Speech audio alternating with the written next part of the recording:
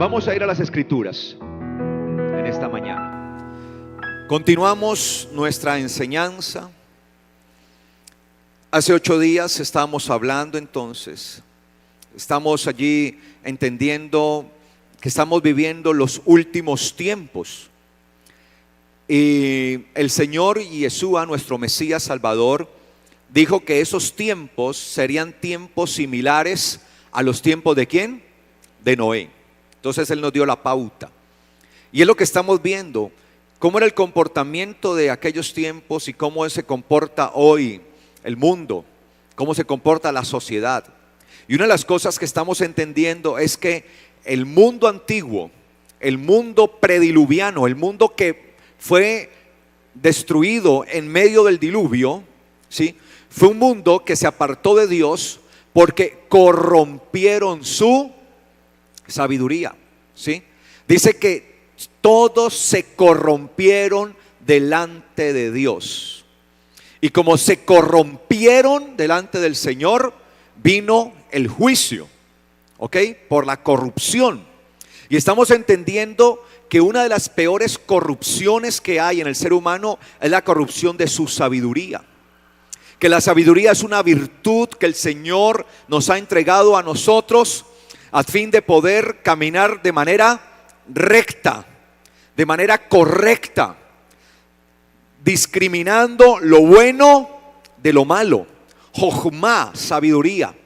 La sabiduría Jochma nos permite a ciencia cierta saber lo que es bueno y lo que es malo.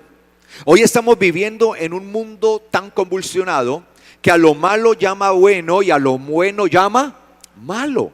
Y pareciera que los que estamos llamando a lo bueno bueno, nosotros somos los que estamos equivocados. Sí, y eso lo estamos viendo a nivel general. Y eso se está tratando de llevar a los colegios, a las escuelas, un mundo que propende por la corrupción. Y pareciera entonces que nuestras generaciones se están acostumbrando a lo corrupto, a lo que no es, a lo antinatural. ¿Por qué? Porque se ha tomado Jochma, la sabiduría de Dios, y se ha pervertido y se ha corrompido. Por tanto, al pervertir, al corromper la sabiduría de Dios, Jochma, el hombre ya no puede tomar el camino recto. Abandona ese camino para seguir tras su propio camino. Y de ahí lo que dice la palabra. Hay caminos que al hombre le parecen buenos, pero el fin de ellos es un fin de muerte. Porque hay un solo camino recto. Y obviamente ese camino es Jesucristo. Amén. Es nuestro Señor. Entonces estamos entendiendo eso. Y hemos venido viendo algunas cosas al respecto. Y quiero que sigamos viendo entonces esto que tiene que ver con la sabiduría. ¿Ok? Con la sabiduría. Y que tiene que ver con no corromper nuestro camino. Mire lo que dice el libro de Proverbios 25, 26. Dice Proverbios 25, 26. Como fuente enturbiada y manantial corrupto, corrompido, es el justo que tambalea ante el malvado. Como fuente enturbiada, sucia. Traduzcámoslo sucio. Como una fuente de agua sucia, putrefacta. Como un manantial corrompido, un manantial que se corrompe, un manantial de agua que se corrompe. ¿Se puede tomar de esas aguas? Se puede ver, es un manantial que está podrido. El que tome de las fuentes de ese manantial se va ¿a qué? A morir. Si toma de aguas putrefactas, aguas sépticas, ¿sí? Aguas que se han descompuesto. Dice, así como una fuente sucia, como una fuente corrupta, corrompida, es el justo que tambalea ante el malvado. La peor de las corrupciones es la corrupción del justo. Que el mundo esté corrupto es su naturaleza y van a caminar en esa corrupción. Pero que el justo mismo termine siendo corrupto, termine corrompiéndose, pues ya, ¿cuál será entonces la esperanza para este mundo? ¿Sí? si el mismo justo termina corrompiéndose? Es decir, que la palabra muestra que hay posibilidad que una persona que ha andado en justicia y que ha sido justo termine siendo corrupto, termine corrompiéndose. Y esa persona que tambalea, sí, ante la maldad, que no es firme ante el pecado, que no es firme ante aquella iniquidad, entonces es tenido por Dios como un manantial de aguas putrefactas, que se ha podrido, corrompido, de destrucción. Esta semana tenía yo una discusión con un pastor amigo, ¿sí?, que tiene su congregación, una congregación linda, e invitó a otro pastor a predicar a su congregación. Entonces yo le escribí y le dije: oye, ¿sabías que ese pastor es un adúltero? ¿Que dejó a su esposa para casarse con otra? Sí, yo lo sé. Y entonces, ¿por qué lo invitas a tu iglesia a predicar? No, pero es que hay que creer que el Señor levanta al que ha caído y le da una oportunidad. Yo le dije: no, la Biblia dice: el que confiesa su pecado y se aparta, a él le corresponde es confesar su pecado y apartarse. Y mientras esté viviendo con esa otra mujer, de hecho ya se casó, se divorció de su esposa y se casó con la amante. Y sigue siendo pastor este hombre y lo siguen invitando. Acá estuvo en Cali hace poquito haciendo una actividad y multitudes fueron allá a la actividad que hicieron. Multitudes. Le esconden. ¿Cómo se te ocurre? Y yo le decía: ¿cómo se te ocurre invitarlo? Está contaminado. Y tú lo sabes y te vas a hacer partícipe de su pecado. Nosotros tenemos que aprender a ser ¿qué? Radicales. Y lo más tremendo es que me contesta: oye, y yo que te estaba recomendando para que fueras a predicar a la iglesia de él, y si él te invita, pues si él me invita, yo no puedo ser hipócrita. Y yo le tendría que decir que hasta que él no se arrepienta y se aparte de su pecado, no podrá ser restaurado. Pero es algo ya normal. Es normal que entonces el pastor Carlos Rabat dejó de amar a su esposa, entonces se fijó en otra y empezó una relación de adulterio con ella hasta que lo descubren. Entonces no, me separo de mi esposa y me caso con esta. Y no podemos excusar el pecado. Y a veces tratamos de excusar el pecado. Y precisamente eso era lo que le demandaba el profeta Juan el Bautista. Le demandaba al rey Herodes. ¿Qué le demandaba? Herodes, tienes una mujer, tienes por mujer a una que no es tu esposa, tienes a la mujer de tu hermano. Herodes, y constantemente le demandaba: eres un adúltero. Llamaba las cosas por su nombre y le demandaba. ¿Y eso le costó qué? La cabeza a Juan el Bautista. Nosotros no podemos contemplar el pecado.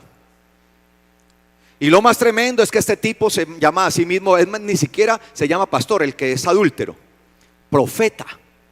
Y es de los que, y usted lo ve, profetizo, y la gente, ¡ay! Y la gente, gloria a Dios, un adúltero. Yo le dije a mi amigo, al pastor, le dije: el hecho que él haya legalizado su adulterio en medio de las leyes colombianas no significa que por eso sea legal delante de Dios. Sí, porque como él se divorció de su esposa para ahora casarse con su amante, claro, se divorció y luego se casó con su amante. Entonces, como ya se casaron, entonces ya legalizaron. Entonces, como ya legalizaron, entonces todo está bien. Si el justo tambalea ante la iniquidad, tiembla ante la iniquidad, ante el mal, se ha convertido en una fuente corrupta. Y yo le dije a él: te estás haciendo partícipe de su pecado y eres adúltero igual que él.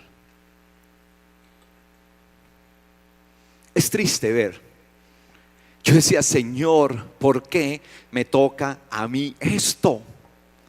Es duro, mis amados, porque uno va perdiendo amistades, va perdiendo los amigos. Pero le dije a él, entonces me dijo: o sea que ya no quieres ser mi amigo. Le dije: no, porque soy tu amigo, es que te lo digo. Pero yo, le dije a él, Prefiero estar bien delante de Dios y no delante de los hombres. O sea, yo no voy a agradar a los hombres antes que a Dios. Y si por agradar a Dios me toca que renunciar a los hombres, lo voy a hacer. Así me quedé sin amigos.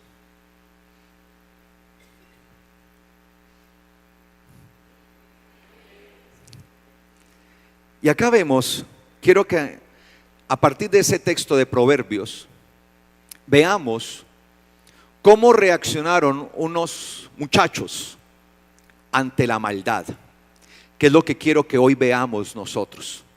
El justo no puede tambalear ante la iniquidad, porque se vuelve manantial corrupto, corrompido. Nosotros somos un manantial donde mucha gente puede llegar a beber de lo que tenemos, porque solo de lo que tenemos es que podemos dar. Amén. Eso fue lo que le dijo Pedro al que estaba paralítico: no tengo oro ni plata, pero lo que tengo te doy. Sé sano en el nombre de Jesucristo. Damos de lo que tenemos. Y si yo soy un manantial, pues qué bueno que mi manantial sea un manantial de aguas frescas, un manantial que corra, un manantial que fluya, un manantial de agua donde la gente pueda llegar realmente a tomar y beber agua de vida. Amén. Pero si tambaleamos ante el pecado, nos hemos corrompido. Entonces, ¿por qué se corrompe la gente? ¿Y por qué se corrompe el justo? Porque tambalea delante del malvado, porque no es firme, porque no es radical delante de la maldad, delante del pecado, delante de la maldad, delante de la tentación. Hay que ser firmes. ¿Cómo hay que ser? Hay que ser firmes. No podemos tambalear. Y por eso se condenó la generación del tiempo de Noé, porque fue una generación que se corrompió. Entonces, si se corrompieron, fue porque tambalearon ante ¿qué? Ante el pecado, ante la maldad. Entonces, la corrupción es el resultado de la poca firmeza delante del pecado, delante de la iniquidad, delante de la maldad. Se tiene que levantar una generación, se tiene que levantar una iglesia, se tiene que levantar un remanente del Señor que sea firme delante del pecado. Amén. Daniel, capítulo 1. Y no estoy enojado, estoy enfadado. No. Es que de verdad, mis amados, ya llegó el tiempo de definirse. Sí. O se es blanco, se es negro, se es caliente, se es frío. O sea, ya así, o está sano o está podrido, pero eso ahí, no, yo estoy medio sano y medio podrido, no. En el año tercero, capítulo 1 les dije, Daniel 1, versículo 1 en adelante. En el año tercero del reinado de Joacim, rey de Judá, llegó a Jerusalén Nabucodonosor, rey de Babilonia, y la sitió. Y Adonai entregó en su mano a Joacim, rey de Judá, y parte de los utensilios de la casa de Dios, y los llevó a tierra de Sinar, al templo de su Dios, y colocó todos los utensilios en el tesoro del templo de su Dios. Nabucodonosor arrasó con Judá, con Jerusalén, y tomó todas las cosas que están dedicadas para el eterno Dios y las llevó en honor ¿a quién? A su Dios, a los Baales. Y el rey ordenó a Aspenaz, jefe de los eunucos, seleccionar a algunos hijos de Israel, del linaje real y de la nobleza, jóvenes perfectamente sanos, de buen parecer, bien formados en sabiduría, cultos e inteligentes, y aptos para servir en el palacio real. Y ordenó que se les enseñara la lengua y la literatura de los caldeos. El rey, en este caso estoy leyendo la versión BTX, versión textual, ¿ok? Estoy leyendo porque escogí una para leer hoy. Aquí, la versión textual, BTX. Algunos tienen la BTX, esa la versión textual, tú la tienes, allá, listo. Esa es la que estoy leyendo, ¿no? ¿Sí? El rey les asignó su ración diaria de la mesa real y del vino que él bebía para alimentarlo durante ¿cuánto? 3 años, al cabo de los cuales pasarían a servir al rey. Entre ellos habían unos judíos, Daniel, Ananías, Misael y Azarías, a los cuales el jefe de los eunucos les cambió los nombres, llamando a Daniel Beltsasar, a Ananías Sadrach, a Misael Mesach y a Azarías Abed-nego. Pero Daniel decidió en su corazón no contaminarse con la comida del rey, ni con el vino que bebía, por lo que pidió al príncipe de los eunucos que lo dispensara de esa contaminación. Y Dios había concedido a Daniel hallar gracia y afecto de parte del jefe de los eunucos. Y el jefe de los eunucos dijo a Daniel: temo a mi señor el rey, que ha asignado vuestra comida y bebida. Y si él llegare a ver vuestros rostros demacrados en comparación con los jóvenes que son de vuestra edad, peligraría mi cabeza ante el rey. Entonces Daniel dijo al mayordomo que el jefe de los eunucos había puesto para cuidarlo a él, a Ananías, a Misael y a Azarías: te ruego que hagas la prueba con tus siervos durante 10 días, que nos den legumbres para comer y agua para beber, y luego sea comparado nuestro semblante con los rostros de los jóvenes que comen de la comida del rey, y haz después con tus siervos según hayas visto. Y él convino con ellos e hizo la prueba durante 10 días. Al final de los 10 días, sus semblantes tenían mejor parecer y estaban más saludables que todos los jóvenes que comían de los delicados manjares del rey. Por lo cual el mayordomo se llevaba la porción de la comida de ellos y el vino que habían de beber, y les daba legumbres. Dios concedió a estos 4 jóvenes conocimiento e inteligencia en todas las letras y ciencias. Y Daniel sabía además interpretar visiones y sueños. Al cabo del tiempo que el rey había fijado, ¿cuántos años había fijado el rey? 3 años había fijado para prepararlos. El jefe de los eunucos los llevó delante de Nabucodonosor. Cuando el rey habló con ellos, no fue hallado entre ellos ninguno como Daniel, Ananías, Misael y Azarías, y así permanecieron en presencia del rey. Y sobre todo asunto de sabiduría e inteligencia que el rey les consultaba, los halló 10 veces mejores que todos los magos y astrólogos que había en todo su reino. Y Daniel continuó hasta el año 1 del rey Ciro. Esto es una historia impactante. Cuando nosotros leemos esto, vemos que esto fue el resultado de, obviamente, la división que hubo en Israel. Israel se había dividido en 2. Precisamente se dividió Israel cuando pidieron rey para ellos. El Señor les había dicho que Él sería el rey de ellos y que ellos serían un reino de sacerdotes, que solamente tendrían al eterno Dios como su rey.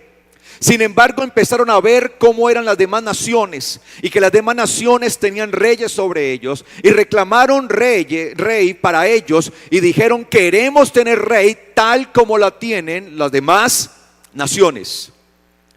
Y Samuel porfiaba con ellos hasta que el eterno Dios le dijo al profeta: Samuel, no porfíes más, tranquilo, no te han desechado a ti, me han desechado a mí, que soy el rey de ellos. Dales rey.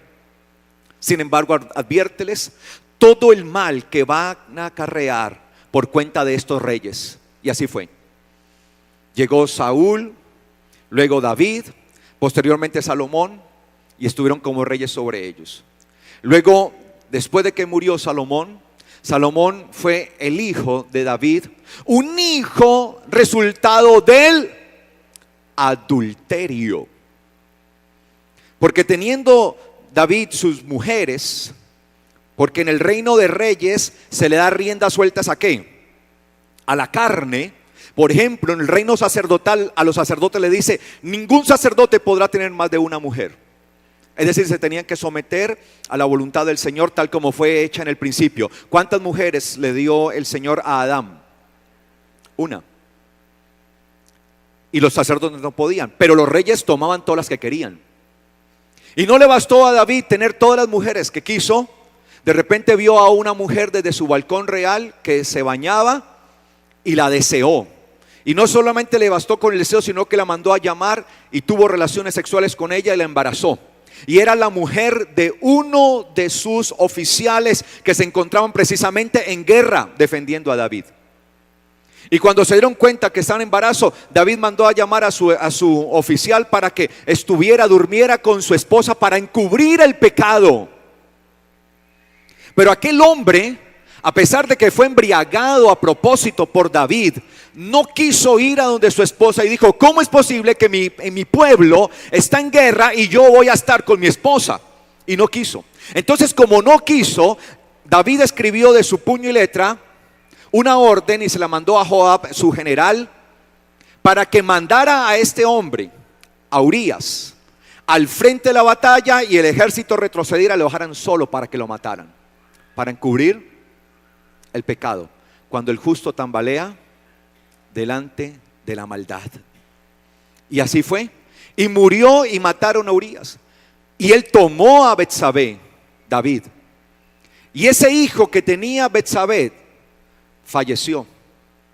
Sin embargo, David, como el reino de reyes, el reino de hombres es así, quería hacer su voluntad y quería torcer la mano del Señor, y usó el ayuno para eso, para querer torcer la mano del Señor. Entró en 7 días de ayuno para que el Señor no destruyera al bebé que estaba en el vientre de Betsabé, que era el resultado del adulterio. Y a pesar de estar en ayuno, tratando de torcerle el brazo a Dios, porque mucha gente ayuna para que el Señor le conceda lo que quieren, y muchas veces cuando no es la voluntad ni siquiera de Dios. Usted puede ayunar lo que quiera, y si no es la voluntad del Señor, Él no lo hará, y punto. Uno no ayuna para torcer la voluntad de Dios, uno ayuna porque necesita reforzar cada día su relación con el Señor, amén. Y no porque tiene un problema. Ay, tengo un problema. Ayuna, hermano. ¿Cómo así? Entonces el día que no tenga problemas no ayuna. Qué mal concepto del ayuno tenemos. Y esto no es el tema de hoy. Sí, Dios mío, me voy yendo para otro lado. Sí. Y ayunó, sin embargo, murió. Y apenas le dijeron a él que había muerto, se lavó, dejó su ayuno. Sin embargo, esta mujer volvió a quedar encinta. Parecía que estaba obsesionado David con ella, y tuvo a Salomón. Sin embargo, el Señor le dijo: ay, David, tu reino será destruido. Así fue, gobernó Salomón. Pero después de Salomón, gobernó su hijo Roboam. Y cuando Roboam gobernó, se dividió el reino, y resultaron 2 reinos. La parte del norte se levantó otro rey de entre Israel, Jeroboam, y quedó en la parte del sur Roboam. Y empezaron a haber hasta pugnas entre el mismo pueblo. Eso debilitó el pueblo. Recuerde que el Señor enseñó: un reino dividido, ¿dividido qué? No prevalece, no prevalece. Así fue que el reino del norte fue destruido por los asirios, y luego se levantó el reino de Babilonia en cabeza de Nabucodonosor e invadió la parte del sur. Para aquel entonces estaba un rey llamado Joacim, y a todos los habitantes de aquel reino del sur, conocido como Judá, con su capital Jerusalén, los llevaron y los deportaron ¿hacia dónde? Hacia Babilonia. Y cuando llegaron ahí en Babilonia, el rey empezó a dar unas órdenes. Y dice que el rey le ordenó a su criado, a uno de sus jefes, que seleccionara a algunos hijos de Israel, del mejor linaje, de la nobleza, que los trajeran. Es decir, que Daniel era ¿de qué? De la nobleza, claro, él era de la tribu de Judá. Y dice que estos jóvenes debían tener ciertas características, ¿no? Allí en el versículo 4, dice: jóvenes perfectamente sanos, de buen parecer, bien formados en sabiduría, cultos e inteligentes, y aptos para servir en el palacio real. Y ordenó que se les enseñara la lengua y la literatura de los caldeos. El enemigo siempre va a ir detrás de aquellos que se están perfeccionando para el Señor. El enemigo no va a estar detrás de los que ya tiene allí enganchados. El enemigo siempre va a querer atraer a aquellos que están dando su paso para vivir rectamente delante del Señor, para perfeccionarse. Estos muchachos habían sido criados en bendición. Y estos muchachos, cuando llegaron allí a Babilonia, precisamente se destacaban entre los demás que llegaron. Y entre esos escogieron a Daniel y a algunos de sus amigos que menciona la Escritura. Y dice allí la palabra que una de las cosas que debían tener estos jóvenes, aparte de ser de buen parecer, era estar bien instruidos, bien formados, bien capacitados en sabiduría. ¿Por la cabeza de quién va el enemigo? Por aquellos que han decidido seguir Jochma, sabiduría, para actuar rectamente. Porque esos que actúan rectamente, esos que actúan derecho, esos que son incorruptibles, que saben y entienden qué es lo correcto, que saben discernir entre el bien y el mal, que saben y conocen qué es lo bueno y qué es lo malo, y ante el pecado no tambalean, detrás de esos es que va el enemigo. A esos es que el enemigo les quiere echar el guante. A los tibios, a los mediocres, a esos ya los tiene ahí en su tibieza. A esos ni siquiera les pone cuidado, los tiene ahí bajo su dominio. Por eso es que el enemigo siempre se levantará detrás de aquellos que quieren vivir para el Señor conforme a lo que Él ha dicho en sabiduría. Y les va a querer cambiar sus conceptos, les va a querer cambiar su carácter, les va a querer cambiar su modelo de pensamiento, les va a querer cambiar toda su estructura. Todo su paradigma, todo su modelo se lo va a querer cambiar. Eso es lo que hace el enemigo. Y él siempre, a medida que tú vas buscando perfeccionamiento, a medida que vas buscando sabiduría, a medida que buscas esto y lo anhelas en tu corazón, el enemigo querrá de una u otra manera seducirte, quitarte del camino, sacarte para que tú no hagas la voluntad del Señor. En cambio, va a querer cambiar todo tu modelo. Y lo más tremendo es el versículo 5.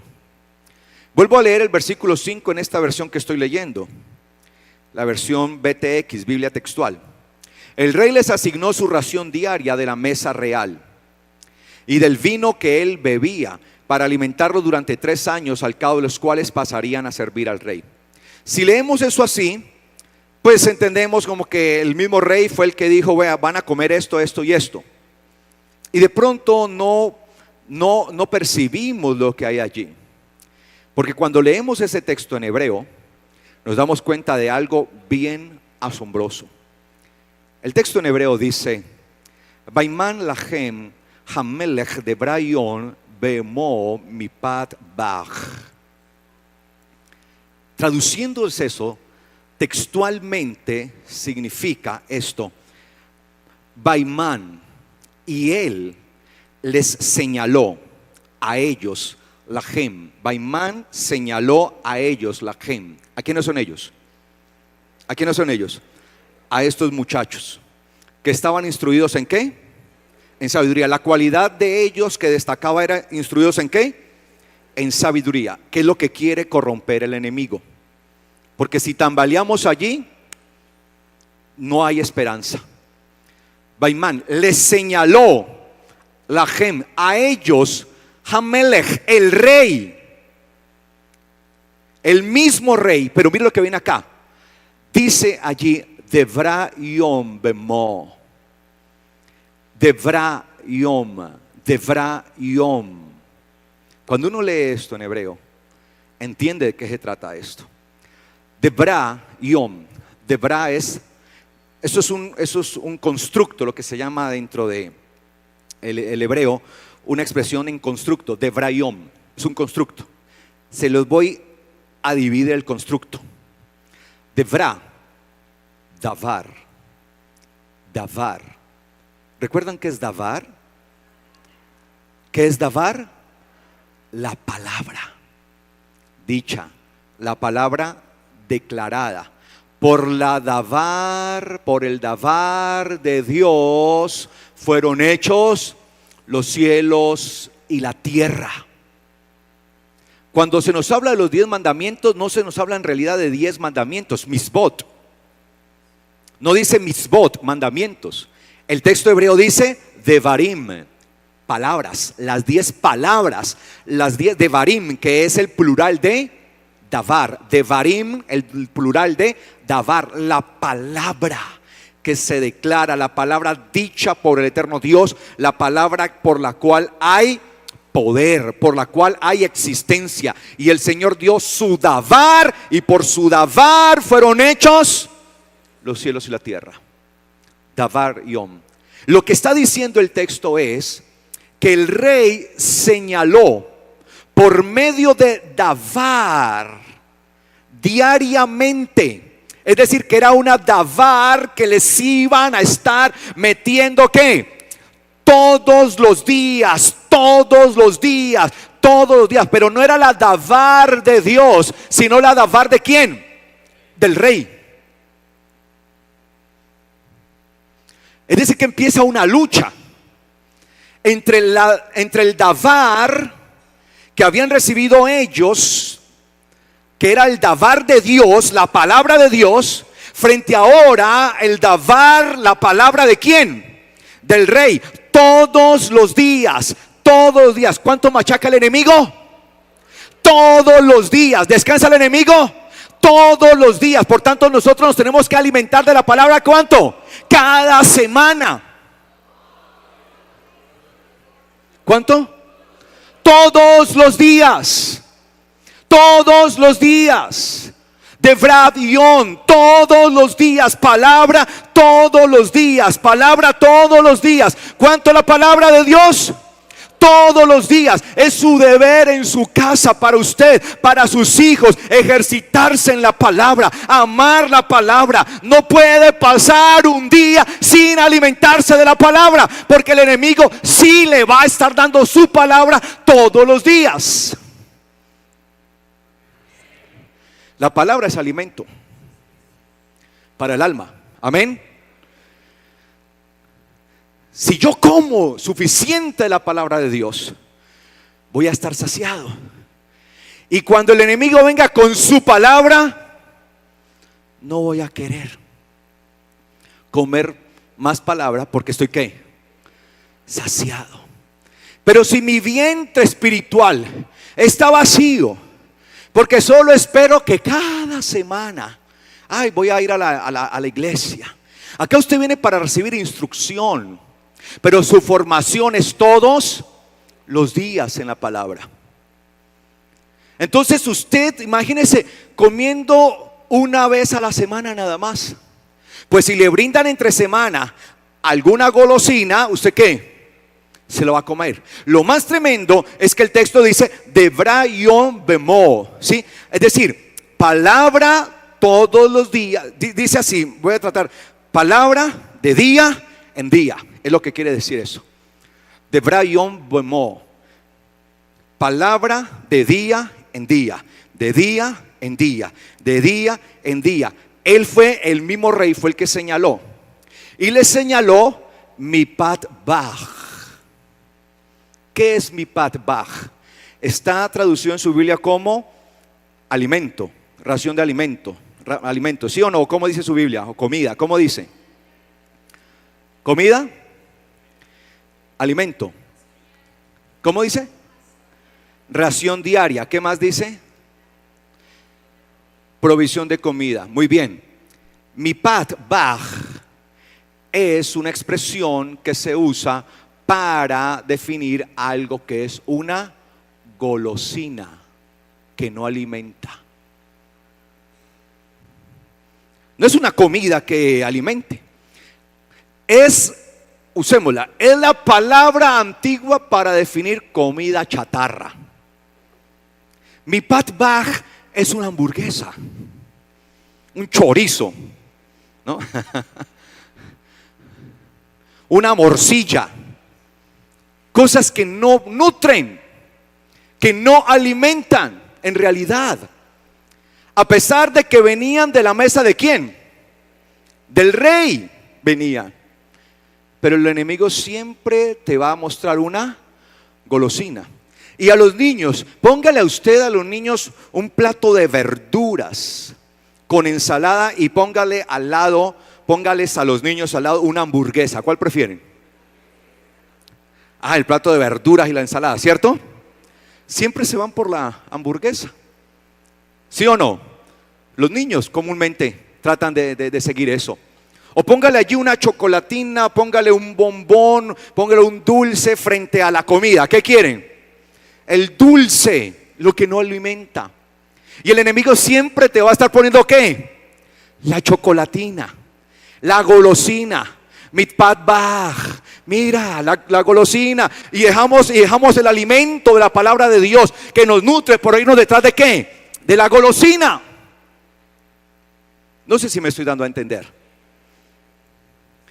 El enemigo usará formas sutiles para llevarnos a flaquear delante del mal, para convertirnos a nosotros en fuentes y manantiales putrefactos.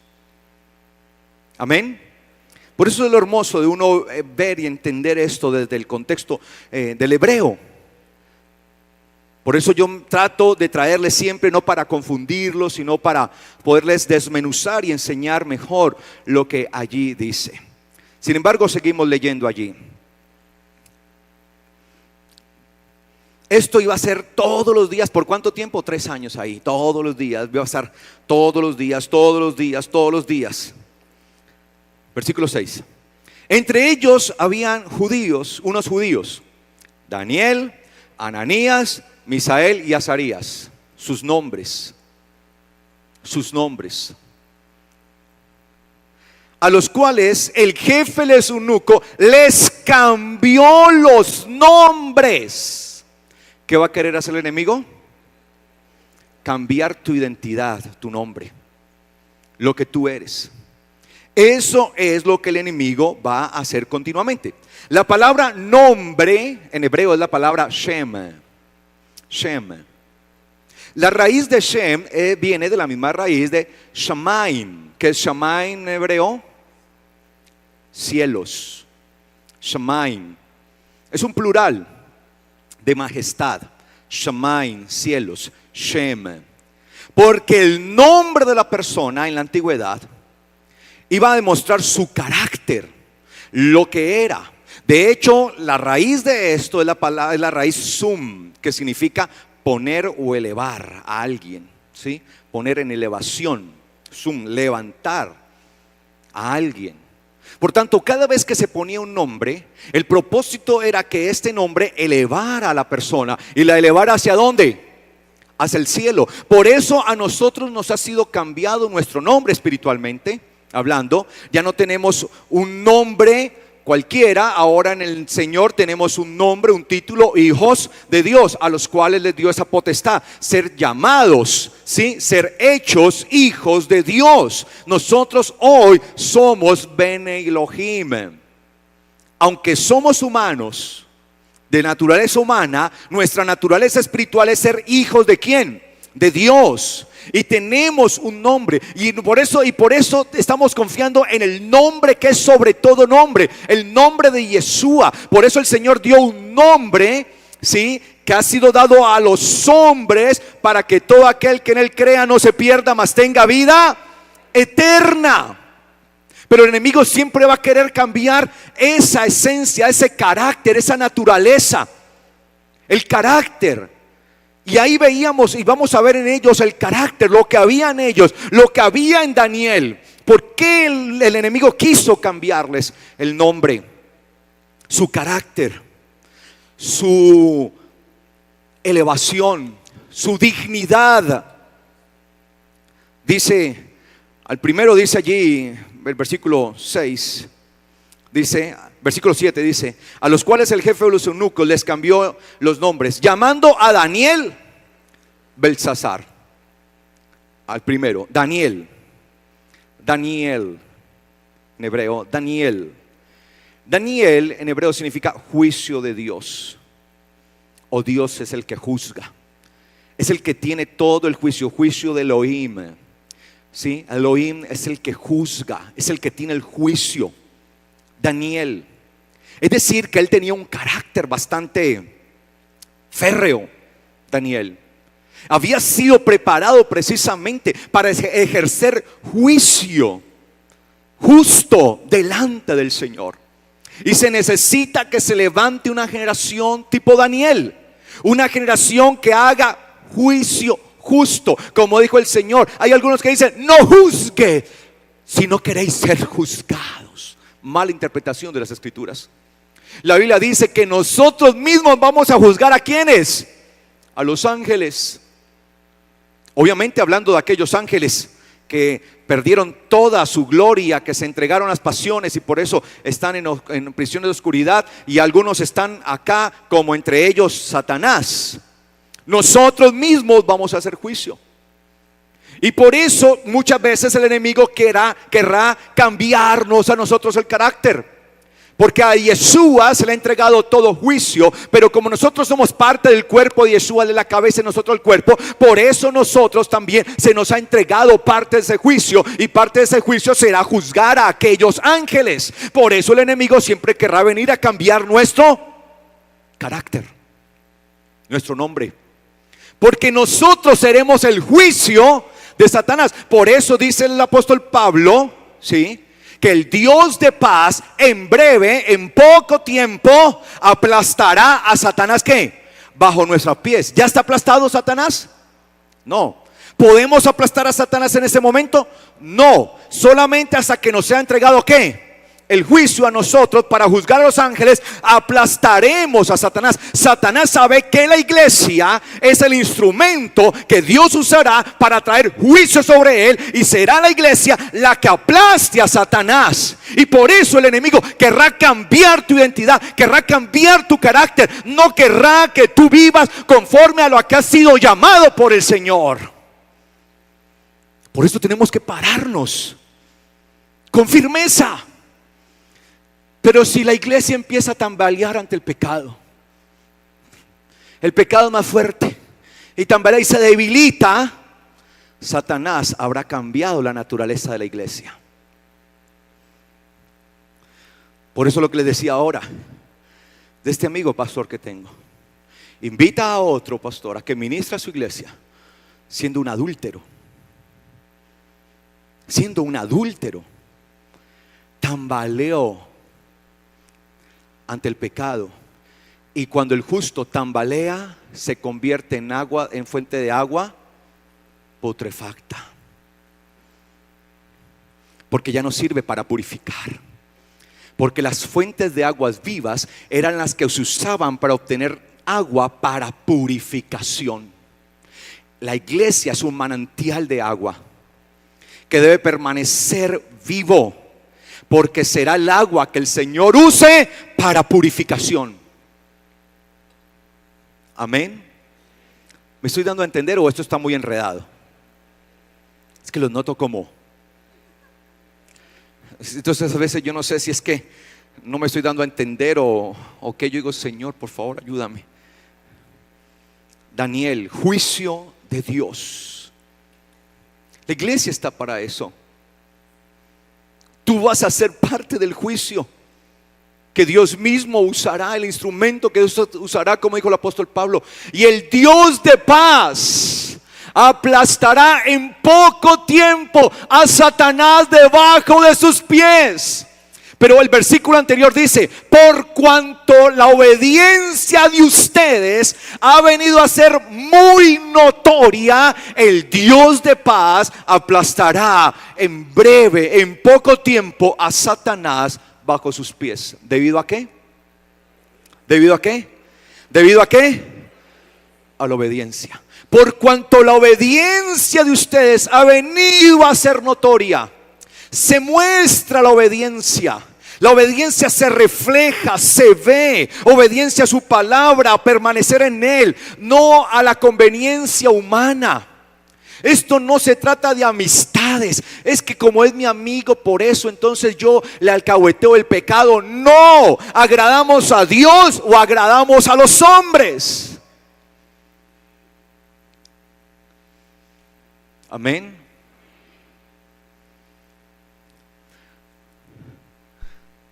Su nombre, Daniel, cambiado por Belsasar. ¿Qué significa Belsasar? En lengua acadia o cananea, en lengua cananita, caldea, significa uno que pertenece o que le pertenece a Bel, a Baal.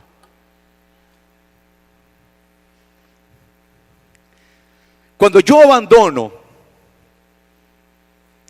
el carácter que Dios está formando en mí a través de Yeshua, paso a pertenecer ¿a quién?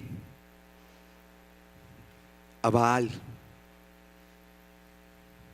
a un ídolo, al enemigo, a Satanás. Por eso era que el Señor le decía a los fariseos, nuestro Mesías le decía a ellos: ustedes hijos de Abraham, ustedes son hijos pero de su padre el diablo, porque las obras de su padre el diablo hacen. Ahora, le pudieron haber puesto a él Belsasar, pero él llegaría a ser hijo o pertenecer a Bel, a Baal, si hacía las obras ¿de quién? De Baal. La cuestión es que a pesar de que les quisieron cambiar el nombre, nunca cedieron ante las obras de Baal. ¿Me hago entender? El enemigo querrá cambiarte. El enemigo querrá venir y destruir tu vida, tomarte como posesión. Digo, por este es el líder de ellos. Póngamele Belsasar, uno que pertenece a Baal. Si vamos por la cabeza, vamos a darle duro a este. Los demás se desaniman si le damos duro a Belsasar, uno que pertenece a Baal. Tremendo eso. Tenemos otro caso, Ananías. Ananías significa, ¿sí?, Dios es piadoso o misericordioso. Dios es piadoso, Dios es misericordioso. Muestra la piedad y la misericordia de Dios. Y eso es lo que cada uno de nosotros debemos reflejar también. La iglesia ha sido llamada a mostrar la misericordia de Dios, a mostrar su piedad. Claro, ¿cuándo mostramos la misericordia de Dios? Cuando predicamos a otros, cuando hacemos conforme a la voluntad de Dios a tiempo y fuera de tiempo, cuando nos preocupamos por llevar el evangelio a otros, cuando vemos que otros están perdiendo y con amor, con misericordia, con compasión nos acercamos y les mostramos la piedad, le mostramos que aún hay tiempo de salvación, le mostramos que el que quiere entrar a la gracia de Dios está a tiempo, que aún se pueden arrepentir, que pueden venir a beber todos los sedientos del agua de la vida, que todos los que tienen hambre pueden venir a comer del pan de vida. Eso es lo que nosotros debemos hacer. Debemos tener misericordia, esa misericordia que nos lleva a ver la miseria de la gente. Con nuestro corazón vemos la miseria de la gente, vamos por ellos y con amor y con la autoridad que Dios nos ha dado les hablamos, les predicamos, les enseñamos. No somos indiferentes, y es algo que debe manifestarse en la iglesia. Nos estamos acostumbrando a estar solamente acá, a hacer convenciones y cosas para nosotros. Gran tiempo de avivamiento para la iglesia, gran momento para la iglesia, y todo para la iglesia, y todo para la iglesia, y todo para la iglesia. Y el mundo, ¿usted no ve que hoy la mayoría de actividades que se hacen en la iglesia son para la iglesia? No para el mundo, porque se han vuelto un negocio, porque se cobra. Porque es mejor hacer una convención, gran convención, ¿sí? ¿Cómo hacerse rico en 24 horas? Vamos, ¿sí? Entrada 100,000 pesos. Es más fácil cobrar así que hacer una campaña afuera para los que no conocen, para los que no han entendido el evangelio, predicarles, porque allá no podemos cobrar. Entonces hoy casi todo se hace así se hace en la iglesia todo, y nos entretenemos entre nosotros mismos y nos profetizamos a nosotros mismos y queremos darnos profecía los unos a los otros, y con eso nos contentamos, y que nos den profecía a mí, y estamos atiborrados de profecía y profecía y profecía. Y viene un profeta y dice: este año te casarás, y viene otro profeta y dice: el otro año será que te cases, y uno no sabe entonces cuándo. ¿Sí?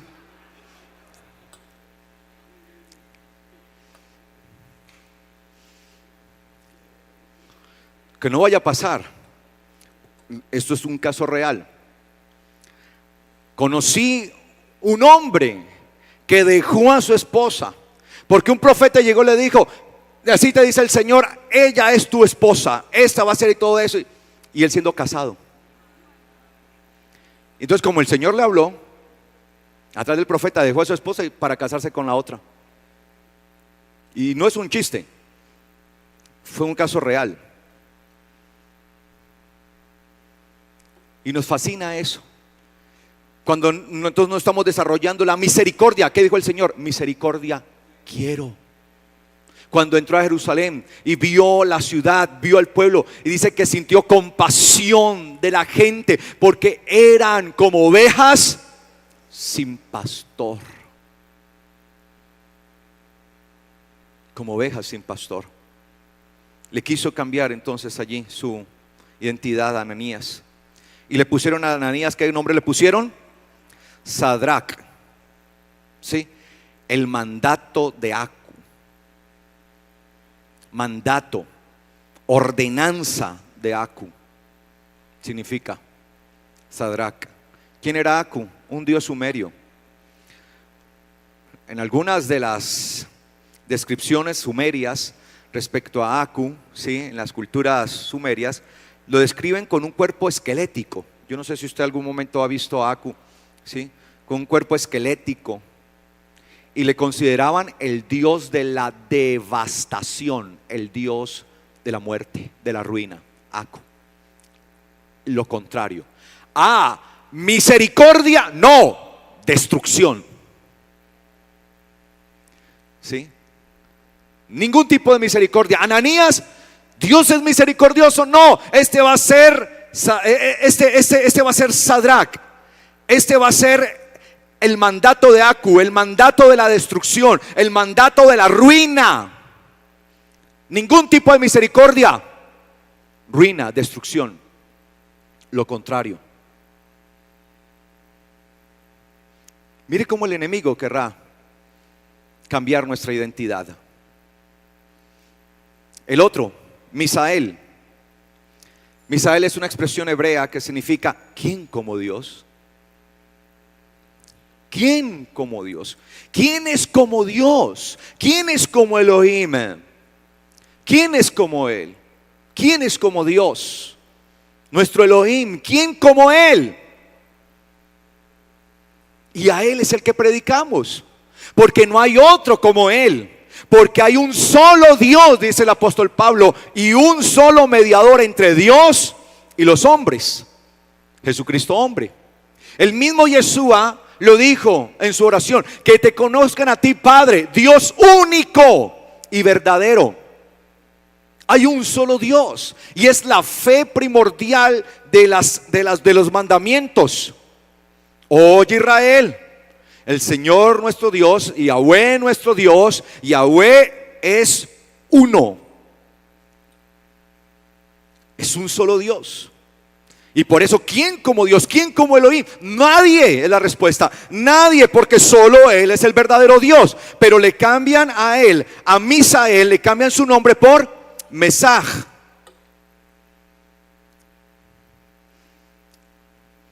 Que en lengua caldea, Mesaj, Mishaaku, Mesac, Mishaaku, en lengua caldea, significa ¿quién es como Acu? Entonces ya hay la rivalidad. Entonces, ¿quién como Elohim? El Elohim de ellos, el Elohim de Israel, el Elohim que se reveló a Abraham, el Elohim que hizo los cielos y la tierra. ¿Quién como nuestro Dios? ¿Quién como es? Ahora le presentan otro. ¿Quién como Aku? ¿Quién como el Dios de la devastación? ¿Quién como el Dios de la ruina? El Elohim de Abraham es el creador de los cielos y la tierra, el que da vida, el que envía su espíritu, dice la palabra en el libro de Salmos, y renueva la faz de la tierra. Pero ahora, ¿quién como Aku? ¿Quién como el Dios de la devastación, de la destrucción? O servimos al Dios creador, al que envía su espíritu y da vida, al que levanta, o servimos al Dios de la destrucción.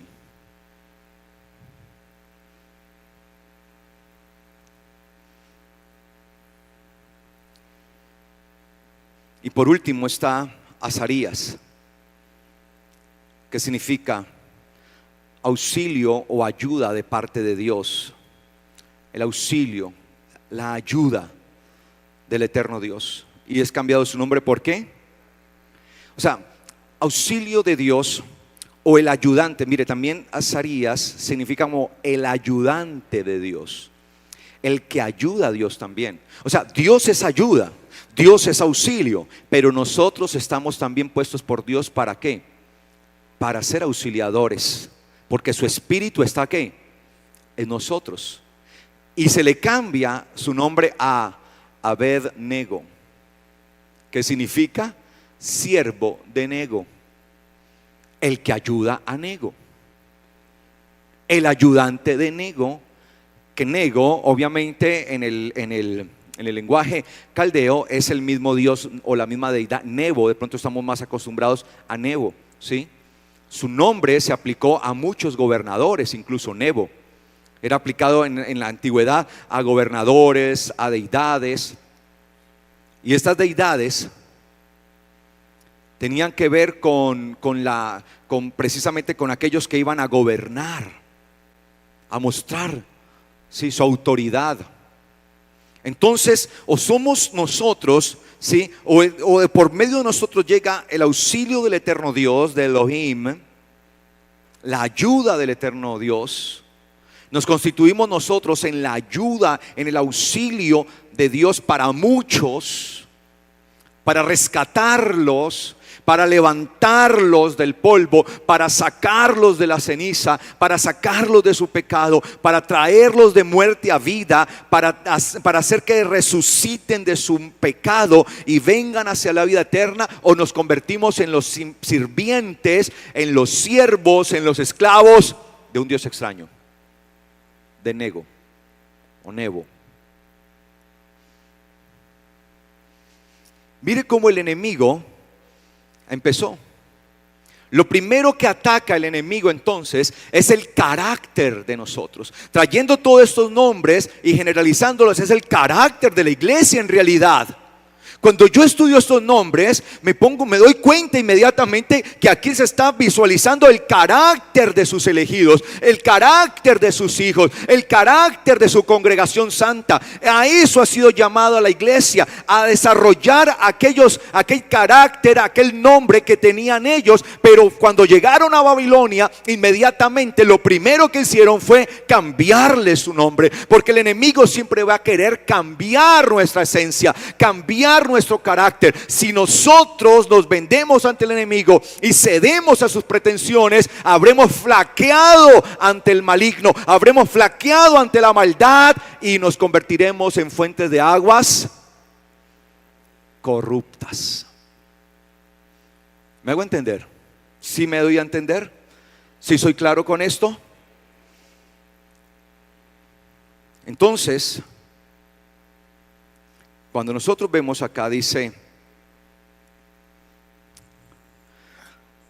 versículo 8, y Daniel propuso en su corazón no contaminarse. ¿Con qué? Con la pat baj, con la golosina Pat Bach, con la golosina del rey, ni con el vino que él bebía. Y pidió por tanto al jefe de los eunucos que no le dejase, ¿qué? Contaminar. Mire, uno tiene que ser radical, pero el radicalismo empieza ¿en dónde? ¿En dónde empieza? Uno tiene que ser radical en las cosas del Señor. ¿En dónde empieza el radicalismo? ¿En dónde? Y Daniel propuso ¿en dónde empieza? ¿En dónde empieza? En el corazón. ¿Qué es el corazón? Levav o lev, que aparece allí. Son dos formas de expresar corazón en hebreo, levav o lev. Levav es más bíblica, no aparece en otras escrituras, solamente en la Biblia, porque comúnmente se dice lev, aunque ahí parece lev, corazón. Corazón. ¿Qué es el corazón? Recuerda que les he enseñado. En la mentalidad oriental, el pensamiento oriental, el corazón, ¿es qué? Es el pensamiento, el raciocinio, es el lugar donde se halla la razón, ¿sí? Lo que nos impulsa a actuar. Después de haber hecho toda una conclusión de razonamiento, de entendimiento, actuamos. Eso es el corazón para el entendimiento del corazón en el Oriente, Medio Oriente. Así se entiende. Por tanto, nuestro pensamiento, nuestra razón, nuestro logos en griego, razón, logos en griego, debe estar firme en el Señor. La razón me lleva a entender que no debo apartarme de Dios ni de su palabra. La razón me lleva a entender que debo permanecer firme. Por lo tanto, Él puso esto. Y la misma palabra que aparece ahí de poner, la palabra sum, raíz de la palabra Shem y Shamaim, cielos, Shem, nombre. Shem, nombre, Shamaim, cielos, Sum, poner. Es decir que Daniel se identificó ¿con qué? ¿Con qué se identificó Daniel? Con su nombre, lo que él es. Que a mí me van a poner Belsasar. Claro, él no le dijo así al guarda, porque él tenía la capacidad de entender que estaban bajo esclavitud. A ti te va a poner Belsasar. Y dijo, ya me van a querer cambiar. Listo, póngame así. Pero mi actitud, mi accionar no va a ser con base a Belsasar. No va a ser con base a eso. Yo soy Daniel. Y propuso en su pensamiento, en su razonamiento, puso en su corazón, se elevó, poner y elevar. Poner algo para ser elevado, puso en su corazón y elevó su corazón. Shem, nombre, Shamaim, es la misma raíz del hebreo. Por tanto, él entendió e interiorizó su carácter. ¿Quién soy yo? Por eso ante el pecado, por eso ante la injusticia, por eso ante las cosas que se levanten, lo primero que usted debe saber es ¿quién es usted? Y cuando yo soy y entiendo y razono que yo soy un hijo de Dios, pues actúo ante la situación como ¿qué? Como hijo de Dios. Y no como el mundo espera que yo actúe, sino como hijo de Dios. Porque si voy a actuar conforme al mundo, entonces habré renunciado a mi identidad, a mi nombre de hijo de Dios. Entonces cuando se levanta una situación contraria, el pecado, la injusticia, sea lo que sea, venga la prueba, venga lo que sea, lo que venga delante de mí, lo primero que yo tengo que hacer es ¿quién soy yo? Oh, verdad, soy un hijo de Dios. Y como hijo de Dios voy a actuar coherente a lo que soy. La coherencia, eso es integridad. La integridad me lleva a pensar, a hablar y a actuar una misma cosa. Como soy hijo de Dios, voy a pensar, voy a hablar y voy a actuar lo que debe pensar, hablar y actuar un hijo de Dios de acuerdo a la voluntad de Él, de acuerdo a su palabra. Y por eso dice que puso Sum, la raíz de Shem, nombre, Shamaim. Y cuando tú pones en tu corazón, delante de Él y delante de cualquier situación que se presente, ¿quién eres tú? Y siempre tienes presente quién eres tú y no vendes tu identidad, el Señor te dará la victoria. El Señor te va a hacer victorioso. El Señor te elevará y te pondrá en alto y te llevará a los cielos y te hará grande delante de los demás, porque no has vendido tu identidad delante de Dios, porque has permanecido firme y radical delante de Él. Y te lo puedo decir como alguien que ha permanecido radical delante de Dios. No vendas tu identidad. No la vendas ante el pecado. Amén. No la vendas. Permanece delante del Señor. Permanece delante de Él. Golosinas vendrán muchas. Todos los días. Todos los días el Señor traerá, el enemigo traerá la golosina. Todos los días. Todos los días. Todos los días lo pondrá ahí delante de ti. La servirá ahí en tu mesa. Pero si estás alimentado de la palabra de Dios y sabes, entiendes quién eres y cuál es tu nombre delante del Señor, podrás permanecer firme ante sus pretensiones, ante las pretensiones del enemigo.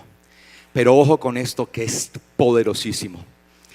Cuando yo leo esto me impacta de una vez. Lo que sigue, ojo. Y Daniel propuso en su corazón ¿qué? No contaminarse. Diga, no contaminarse. Más fuerte, no contaminarse. ¿Qué es contaminarse? ¿Qué significa contaminarse? Es algo tremendo. La palabra que aparece allí como contaminación es la palabra Gaal. Pero nosotros tenemos que entender qué es Gaal, porque la palabra Gaal tiene que ver con parentesco familiar. Ojo, ¿cómo funciona eso? ¿Qué significa eso? Bueno, eso es lo que veremos dentro de 8 días. Porque puede ser que terminemos siendo íntimos familiares de la contaminación. Coloquémonos de pies, por favor.